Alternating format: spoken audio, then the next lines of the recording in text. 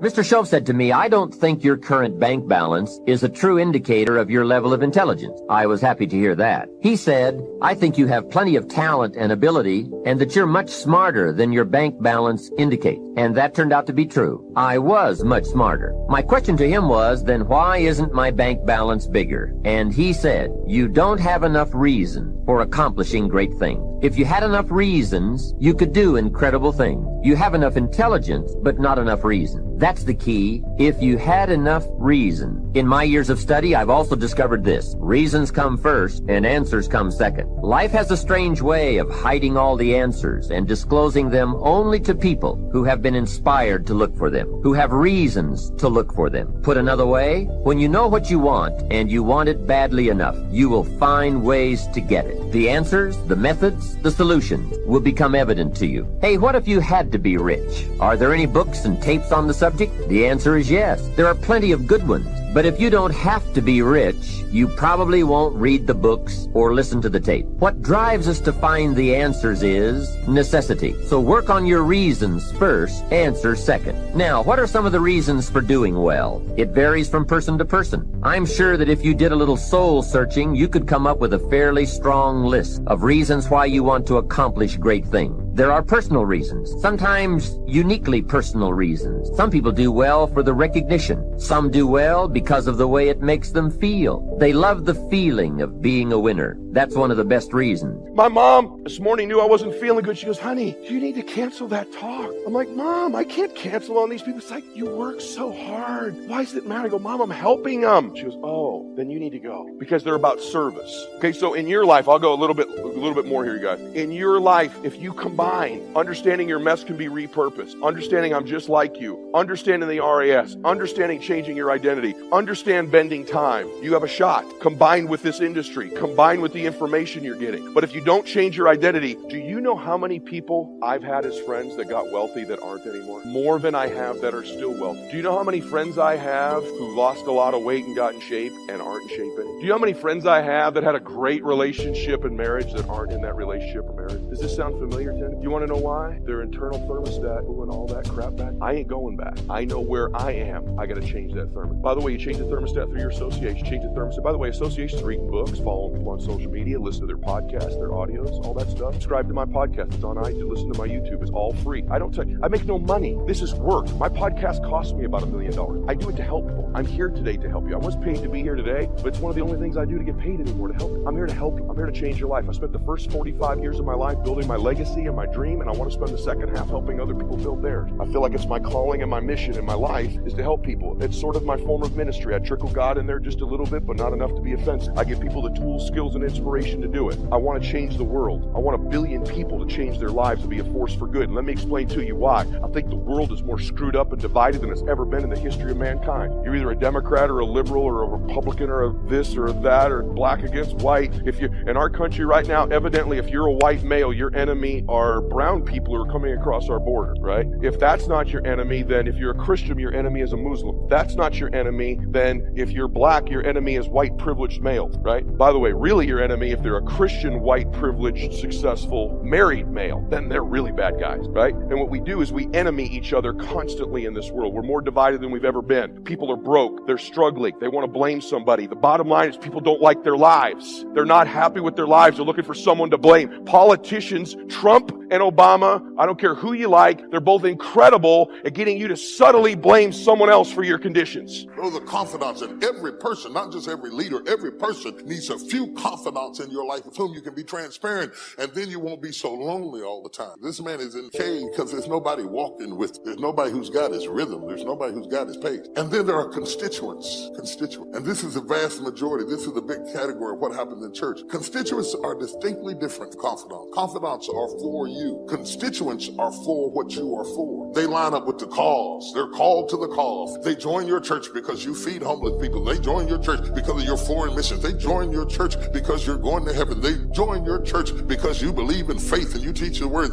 They join your church. They are not for you now. They are not for you. They are for what you are for. They're going your way. They are for what you're for. What's the highway we came in on? What's the number? I-5. You're on I-5. They're on I-5. You're going in the same direction. They're going going your way. They are for what you are for. They're not for you. And you have to understand that because they're attracted to the direction you're going in. But if they see a car that will get them there quicker, they will leave you because they were never for you. They were for where you were going. And if somebody else can get them there quicker than you, they will hop out of your car and dive into their car and go down the road because they were never attracted to you. They were attracted to your direction. And these are constituents. They are for what you are for. And there's nothing wrong with that. It's nothing wrong with that until you mistake a constituent for a confidant. And you have a personal relationship with a public person and you think they are there for you, and they were never there for you. They were there for what you were for. And then there are comrades. The third category is comrades. Now, comrades are not for you, and they are not for what you are for. They are just against what you are against. They're comrades. They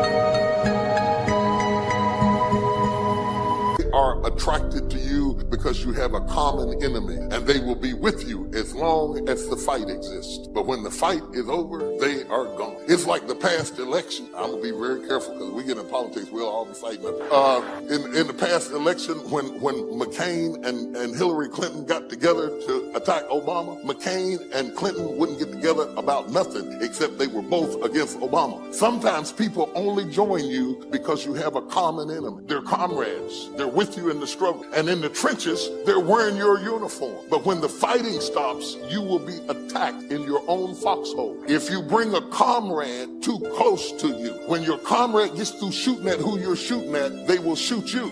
Because they were never for you, and they were never for what you were for. They were just against what you were against. You'd be surprised at the people who fight against stuff, just all kinds of stuff, abortion, same-sex marriage, all kinds of stuff. They're against the same stuff, but they're not for each other. They join together in the fight. You, as a leader, have to know why people hooked up with you. Because if you misallocate a person into the wrong category, you will be brokenhearted and wounded and end up in the cave because you thought a constituent was a confidant, thought a comrade was a constituent. When the fight was over, you got shot in your own foxhole. And I don't care what you hear about on TV, there is no such thing as friendly fire. A bullet is a bullet.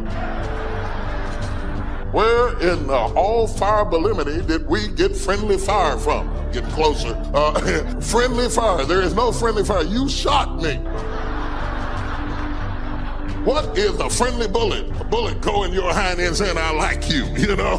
Whoa, you know, what's up with that? Because success without fulfillment is the ultimate failure. Who's with me on this, right? You make everybody else feel great. I mean, it's a horrible example. I hate it, but we all know an extreme.